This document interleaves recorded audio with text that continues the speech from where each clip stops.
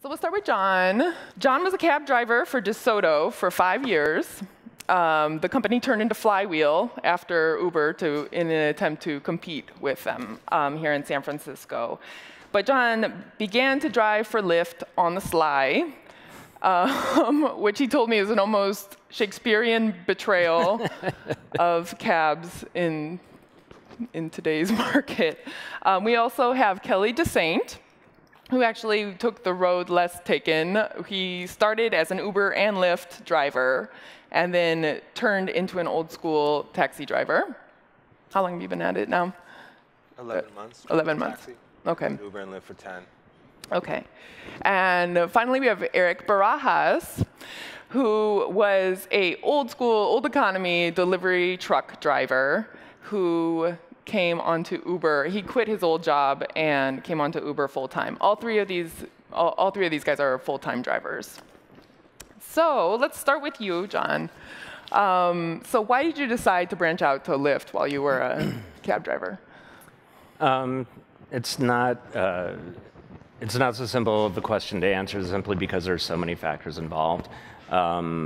Ultimately, I became very disenchanted with the cab business. My income was declining rapidly, and I started getting impatient with the cab company that I worked for, the way that the scheduling worked out. There was a lot of downtime, a lot of wasted time, and a lot of situations, for example, the last cab fare I ever drove, which was all the way to Hayward, and then we get there and the passenger has no money to pay. So I've lost all this time and all this money, and on the way back I remember thinking, this just wouldn't happen if I was doing Lyft or Uber. So ultimately I just decided to give it a try. Okay, okay. And can you tell me a little bit about driving in the pre-Uber days? You had a short period of time, right, before Uber and Lyft came onto the scene and you were a cab driver. I started driving a cab probably 3 years or so before Uber and Lyft really took off. They were introduced around my second or third year, I think, of driving a cab. You started hearing about them and seeing them. But before that, it was wonderful. I mean, it was a monopoly. It was shooting fish in a barrel. Tell us some of the advantages of being part of a monopoly. Well, it wasn't just a situation where it was a monopoly, but there was a shortage of cabs for the amount of people that were driving. Now, as a cab driver, I did not see it that way at that time, because so much of my time was spent looking for passengers. But at the same time, every passenger I picked up would tell me about how much time they were seeking looking for a cab. So there's so many inefficiencies in that market that created that situation. But I think that the fact that there's so many rideshare cars out there today speaks to the fact that there really was a shortage of cars. And as a result, that allowed the cab drivers to cherry pick passengers, the ones that would be the most profitable rides, and to turn down the ones that didn't help them make the most money. And of course, it's completely changed. I mean, these are very tough days for cab drivers now. And I was just wondering, once you went over to Lyft, I mean, you were still working within Dessaint. Yes. And I was wondering, like, how do they talk about Uber, and what is, are there other drivers doing, like you, moonlighting for Lyft and Uber? There are a lot of drivers that do both.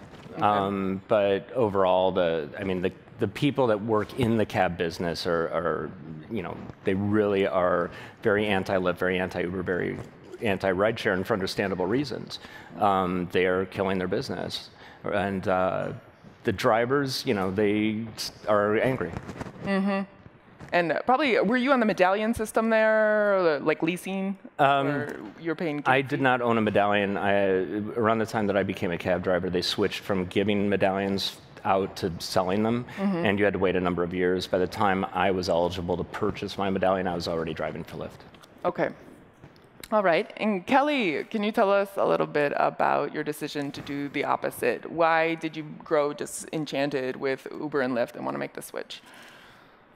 Well, I started doing Lyft in February of 2014, and the prices were good, the rates were high. Everybody was friendly. It was an enjoyable experience. And then the price cuts started going down, and it started getting cheaper and cheaper. And are you talking about the cut that they would take from the actual rate? The actual price of charge to the charges customers. For which are, So it went down, 40% within the time that I started, and then into the late summer. And I also personally didn't care for the business model. I don't think that it's advantageous to the passengers and the companies. It's not good for the drivers. It's not good for the driver. What specifically was irking you about it? Well, you're using your own personal car as a taxi cab in San Francisco. They have horrible roads in San Francisco. You're going to destroy your car. Did you destroy your car? I didn't do it for 10 months. My back seat looks like I transported farm animals. And I definitely needed brakes and tires sooner than I probably should have. Yeah. But yeah, I started to see what was going to happen. And I like driving, though. I like San Francisco. I've always loved the city, and I love moving around it and experiencing it. And, so you went to cab school, right? You have to go to a taxi school for... How many other students were in your class? One. There's just the two of you there learning. Who was the other guy or woman? He was a Uber driver, and he didn't go to taxi after all.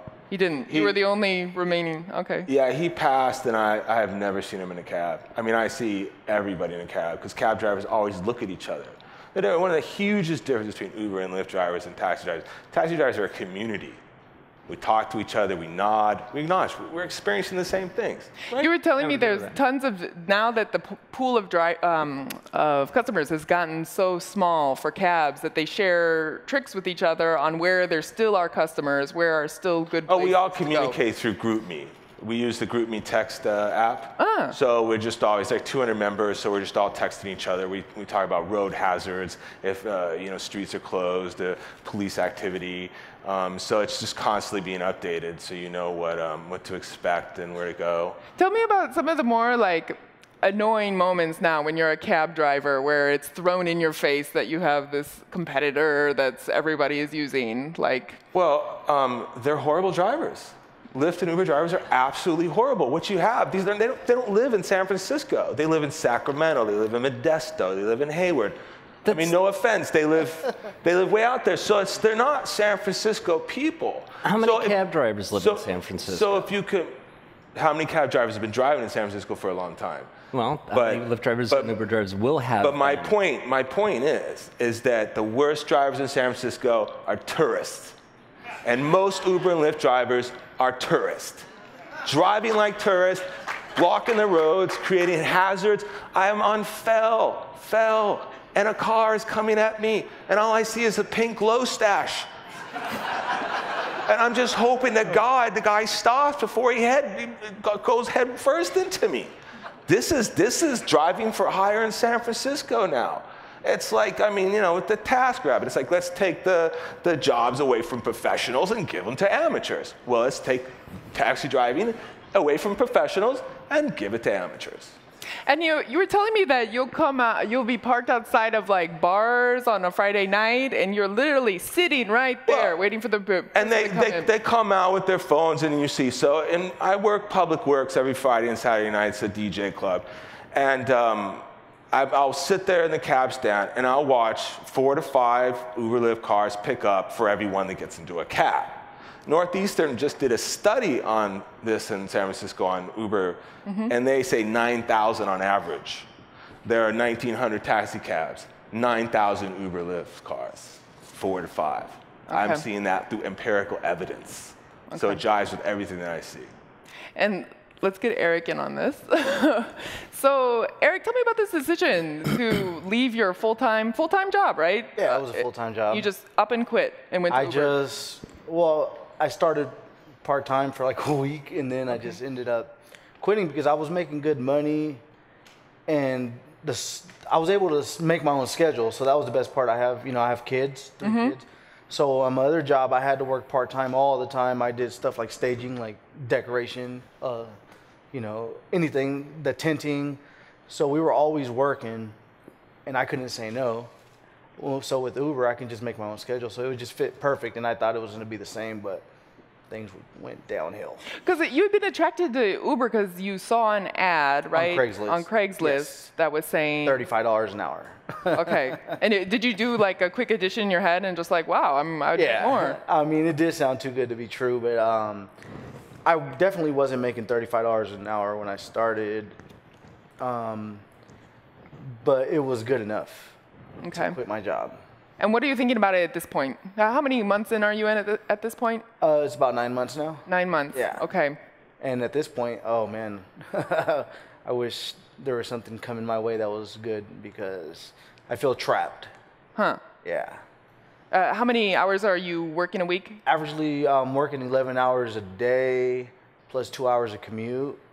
So about like 60 hours a week. 60 hours a week. Yeah, Okay. I work 6 days a week, yeah. So, well, let's talk about the money aspect of it. I'm sure everybody in the audience wants to know about how much do you make, if you care to tell me, a week? Gross, I make about $1,050 a week. Gross. And then you got to start subtracting expenses. That's 60-hour weeks, 1,000. Yes, $1,050. Okay. So then the IRS says that it's 57 cents per mile that you drive for deduction. So I use, let's say, it's about, I make about $175 a day averagely, and daily fuel cost is usually about $40 to $55 depending on how much the gas is and where I'm at. Mm-hmm. So that's on the day, and then I have my car payment, which is through Uber Exchange Lease. So you got the lease that Uber offers drivers. Okay. Which is about $172 a week that I have to pay. And insurance, well, I started with Metro Mile, which was really high. They charge you per mile. So my first bill for the month was like $540, which was like, whoa, that is just not. That's per month. Per month. Every single month. Well, every single month. By the mile, but they charge you per mile. So I live in Fairfield, so I have to, they start charging me from the moment I drive from Fairfield to wherever I go. Oh, okay. And then they stop charging you when you have a passenger in the car. So whether you're driving around for Uber trying to get a ride, they stop charging you as soon as a passenger gets in the car because Uber covers you. Okay, so this is $1,000 a week, correct? $1,050. $1,050 a week for about 60 hours. How does that compare with what you're doing these days, John? Well, we were talking backstage. My expenses as far as fixed costs for the car and the insurance are significantly less. I calculated that car insurance, and I actually included the phone plan as well, at $488 a month. That's my fixed cost that I got to make. Okay. And then how much do you usually make a month, more or less, these days? It varies because up until last week, this is one of 3 jobs. So I could drive anywhere from 7 hours a week to 30 hours a week. And as a result, my income per week swings quite a bit. I looked at it before coming here today at an hourly base. And because of those fixed costs, the more hours I work, the more money per hour I make, if that makes sense, because I'm spreading those fixed costs across more hours. So before taxes, on an average, I calculated that I'm making, on average, about $28 an hour. Before taxes? Before taxes. Okay. And that's all in gas, insurance, car, Lyft fees, everything. After that, I'm left with about $28 an hour. Okay. And then, Kelly, what about you? As far as a weekly... Well, I have no expenses besides my gate fees, so what I bring home is what I bring home. I don't have to worry about insurance or gas or car payment or anything like that. What's the gate fee out of the door? Well, it's different each day. I drive Thursday, Friday, Saturday. Thursday's 111, Friday's 121, which is absolutely ridiculous because Friday is not worth that much money. It used to be, but it's not anymore. And Saturday's 111. So it's like what I get for that is I get a car, access to all taxi lanes, insurance, camera, two-way radio, cab stands, airport, everything. Okay. Street hails, because Uber and Lyft can't do street hails. So I can just basically do anything I want, and with transporting people. Okay. People could call me on the phone. I could have personals, anything. So let me ask you two that are doing the ride shares, Uber and Lyft. What do you like about it more? What do you like about it? Is there anything? Well, do you want to go? Well, I mean, the flexibility is what I like the most, and using the app, you just, you get pings. So it's a good concept. I love it. I just don't like the way they treat their drivers, basically. Yeah, and I should tell the audience that I actually found Eric at a Uber protest outside of the headquarters a couple weeks ago when I went down there to check it out to see how many people. I mean, it was not a huge protest. How many people did you have that day? Maybe about 40 people. Yeah. Okay. And you've been quite active on that front, right? Oh, yes. What are your main asks of the company? That we have a tip option, for one, and that we should be fair and raise their prices so we can be competitive with the taxi industry. So, you know, we all have to eat, you know. So I'm a human and I feel for the cab drivers, you know, so I think they should be a little more fair because I feel like, you know, with these cheap prices, Uber has spoiled their customers big time. On low fares? Oh, yes. Let's do like a quick comparison. Like from here to San Jose, what's the difference? Cab versus? Oh, man, that's a big difference. San Jose is what in the taxi industry we call white whale. That is $225. Oh my goodness! I think I need to drive a cab. Straight. now with Surge it might be more, but and it's like $70, right? Oh, but I doubt anybody's gonna get a request a ride with Surge to go to San Jose. Yeah. Okay. Nobody's gonna. Oh man. Okay, let's do a better one. Airport. San Francisco Airport. What's the difference? 45, 50. Well, I do a lot of airport rides. Where do they go? No, I usually average go to San Francisco about like $32. Yeah. Without Surge. Oh, there's no Surge at the airport. What about in the morning during the? I've never seen a Surge in the airport, and Oh, you're talking about fares from the airport? from the airport. Oh yeah, but going To go to the airport, it's more. Yeah, absolutely. Different story. Yeah. Oh yeah. But generally from like say Union Square to the SFO. Oh yeah, it'll be about $50. Yeah. With the regular Uber? I mean, with the regular Uber? With Surge. Oh, with Surge. Yeah. But regular, it would be. Regular, it's about $30. Yeah. Yeah. So it is significant. So we don't get many airports, needless to say, in taxis. So what are the cab drivers doing? I mean, are people just leaving the industry and finding other things to do, or what's going on? Yeah, there's definitely a lack of drivers are leaving, like yourself. Shifts aren't being filled at certain companies. The bigger companies are actually feeling the heat more. You know, Luxor and DeSoto and Yellow. I mean, at National where I work, all the cabs go out. There's never a cab left in the yard. We all go out. That's amazing. John, what did you find was happening? Up until last week, this is the area I was working in at DeSoto, was putting out the cab drivers at night, bringing in the day drivers. And at night, we are only putting out, on average, probably about 60% of our cabs at best. Do you have a on large a regular fleet, basis? though? Yeah, it's a larger fleet. We have about 100, but we just absorbed Aero as well. So now what I work for is National, Veterans, and Aero and Alliance. So it's 4 companies all under the same. But still, it's a lot healthier if you can put all those cabs All out. those cabs go out. It's, I mean, if they don't go out, somebody's coming in at 9 o'clock, 8 o'clock looking for a short.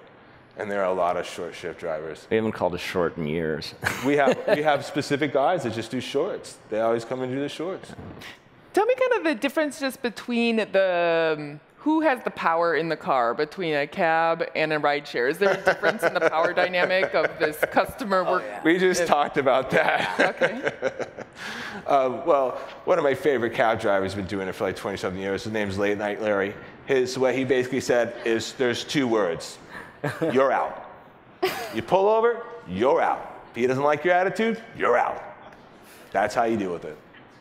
Well, How does an Uber driver deal with it? How does an Uber driver deal when you got the guy in the back with a gun, and smoking a cigarette and drinking beer?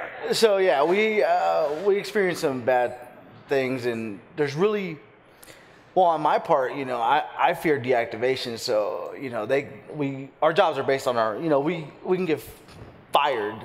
But Deactivated. Do you know the difference with taxi though is that because the MTA regulates taxis, if there are complaints against you, you go to the MTA and they investigate it. Yeah. They don't just cut you off right away. How many drivers do you know that have gotten called down to the MTA? I don't know anyone.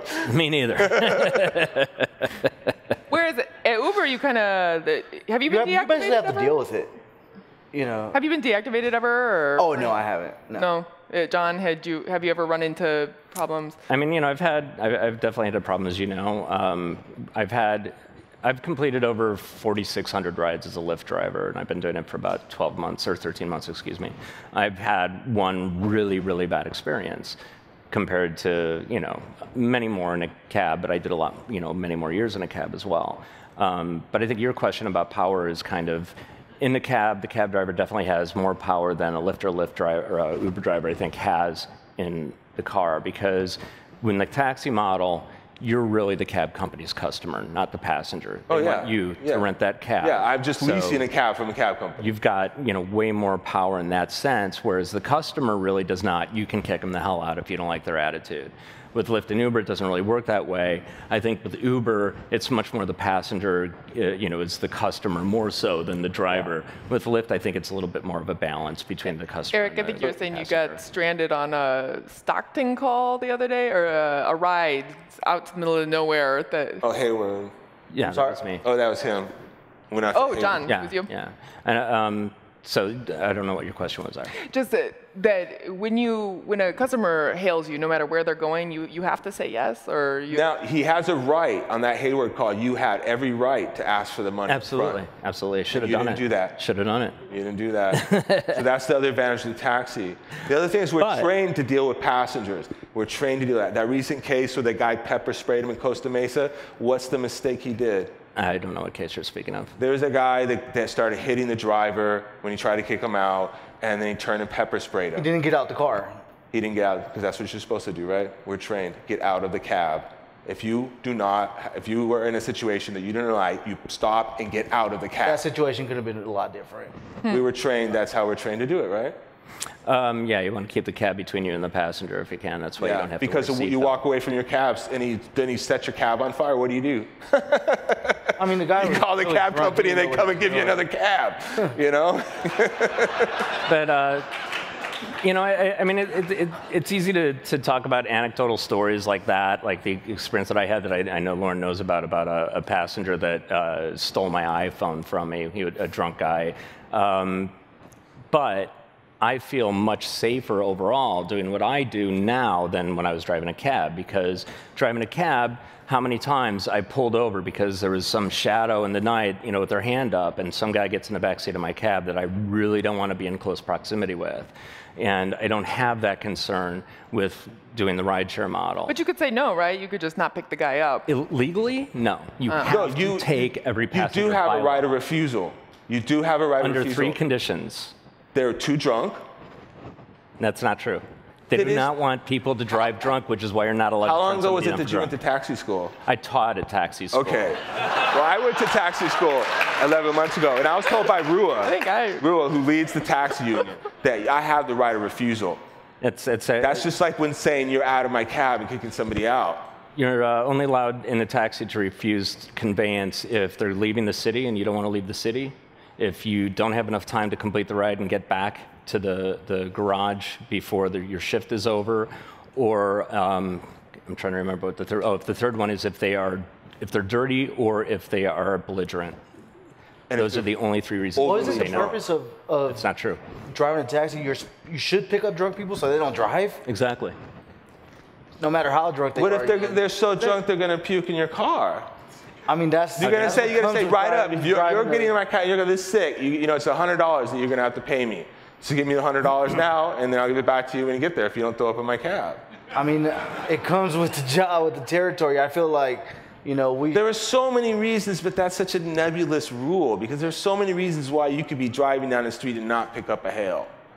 You have a dispatch call. You're going somewhere else. You're taking your cab back to the yard. There's so many reasons why. But again, you still have that control. Well, and if that person sees you and says, oh, I'm driving 182, and I don't pick him up, and he calls MTA, and he says, oh, cab 182 didn't pick me up, what's going to happen? But here's the bottom line. In reality, the way that it works on a daily basis, as a cab driver, you see that person's too drunk. You know they're going to puke. I'm not picking up. You keep moving, right? As a Lyft driver, an Uber driver, I keep the same goddamn thing. You pull up, and you see somebody, and you know they're likely to puke in the back seat. You cancel that ride and keep going. All right, we got to wrap up. I wish we could go forever, but thank you so much to all of you. Thank you.